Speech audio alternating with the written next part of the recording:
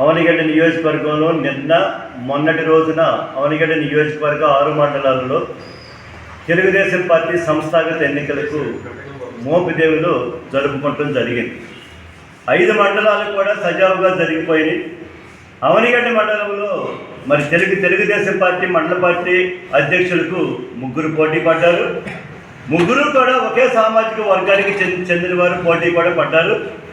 ఆ క్రమంలోనే ఒక వ్యక్తి అయితే వైసీపీ వాళ్ళని, జనసేన పార్టీ వాళ్ళని నాయకుల్ని కూడా తీసుకొచ్చి అక్కడ ఆ సంస్థాగత ఎన్నికల్లో పాల్గొనడం జరిగింది. వైసీపీ జనసేన పార్టీ వారు ఎక్కడ కూడా పాల్గొనవద్దని ఈ మధ్యనే గౌరవ శాసనసభ్యులు మండలి బుద్ధప్రసాద్ గారు మీటింగ్ కూడా ఏర్పాటు చేసి, ఒక కూటమి పార్టీ మీటింగ్ అయితేనే అందరూ వెళ్ళండి, లేకపోతే ఎవరికి వాళ్ళే పెట్టుకండి, ఎవరికి వాళ్ళే వెళ్ళాలి, ఎక్కడికి కూడా వెళ్ళడానికి వీల్లేదు అని చెప్పని అంటే కూడా మాట్లాడటం కూడా జరిగింది. అదే క్రమంలో నిన్న జరిగిన మీటింగ్కి ఒక కమిటీ సభ్యులు కూడా, అంటే ఒక కార్పొరేషన్లో ఉండేవాడు కూడా ఇవాళ నిన్న మీటింగ్కి జనసేన వారు కూడా వచ్చారు.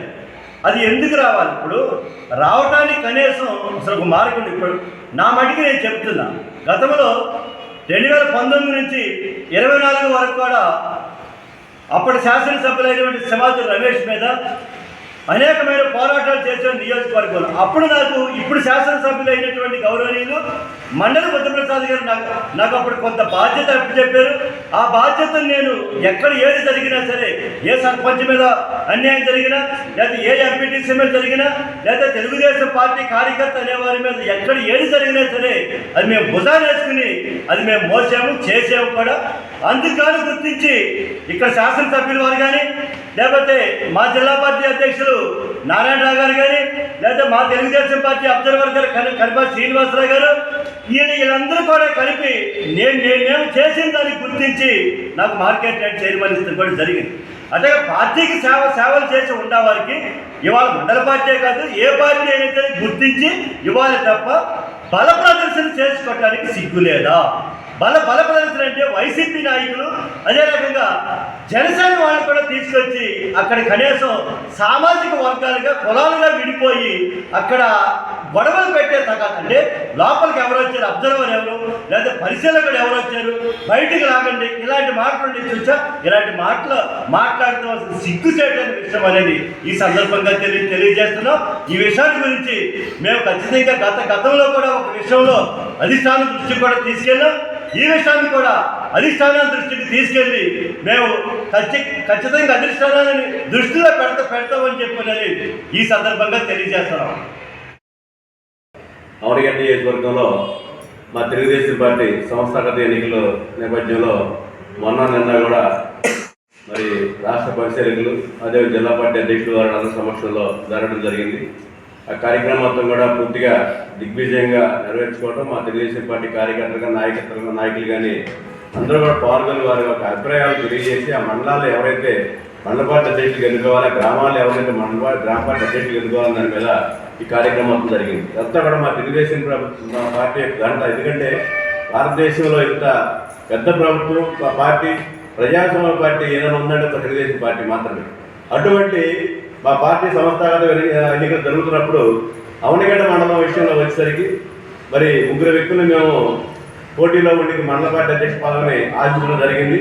ఆ తరుణంలో ఒక వ్యక్తి తన బరణి నిరూపణ కోసం మరి అన్ని పార్టీల వాళ్ళని సమీకరించి, అటు వైసీపీ వాళ్ళు కానీ, జనసేన వాళ్ళు కానీ సమీకరించి తెలుగుదేశం పార్టీ సంస్థాగత ఎన్నికల కార్యక్రమాన్ని ఆ ప్రాంతంలో తీసుకురావడం, అక్కడికి వచ్చిన తర్వాత వారు అనేక అవాకులు చవాకులు కావడం, మరి మా నాయకుల్ని ఉన్నటువంటి అబ్జర్వర్ గారిని కానీ, లేదా అక్కడ ఉన్నటువంటి మరి రాష్ట్ర పరిశీలకులు వాళ్ళందరినీ కూడా ఇష్టం వచ్చినట్టు మాట్లాడటం చాలా హేయమైన విషయం.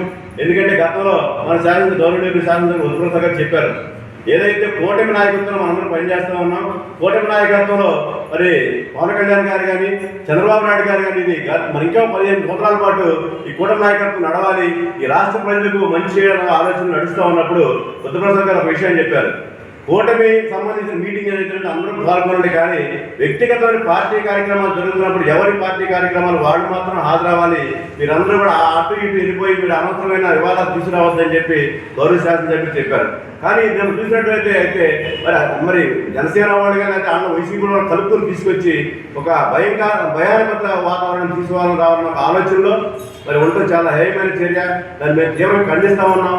భవిష్యత్తులో మన కూటమి మరొక 15 సంవత్సరాలు మన అధినాయకుల యొక్క అభ్యర్థం మేరకు ఈ రాష్ట్రాన్ని బాగు చేసుకునే విధంగా మనందరం ముందుకెళ్ళాలి తప్పితే బల నిరూపణ చేసుకోవడం వ్యక్తిగతమైన కార్యక్రమాలుగా తీసుకెళ్ళొద్దని చెప్పి ఎదురు పలుకుతా ఉన్నాం. నమస్కారాలు.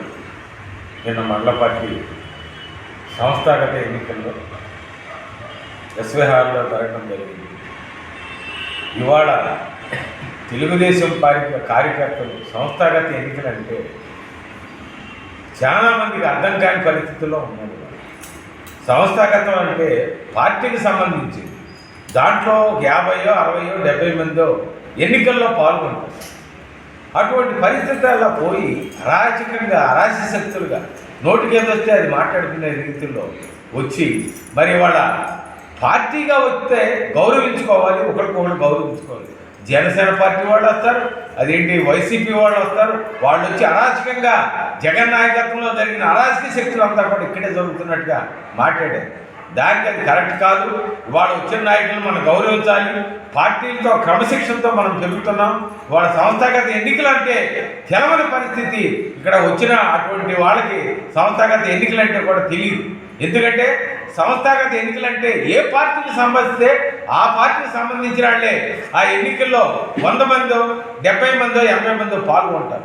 అటువంటి ఇంకిత జ్ఞానం కూడా తెలవకుండా మరి రకరకాల పార్టీ వాళ్ళందరూ వచ్చి అవాకులు చవాకులు పేరటం మరి అది కరెక్ట్ కాదు.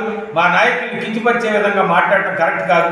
కులాలెత్తి మాట్లాడటం అంతకంటే కరెక్ట్ కాదు. దాన్ని మేము ఖండిస్తూ ఈ రోజున మిత్రులందరికీ, మీడియా మిత్రులందరూ కూడా తెలియజేస్తాం.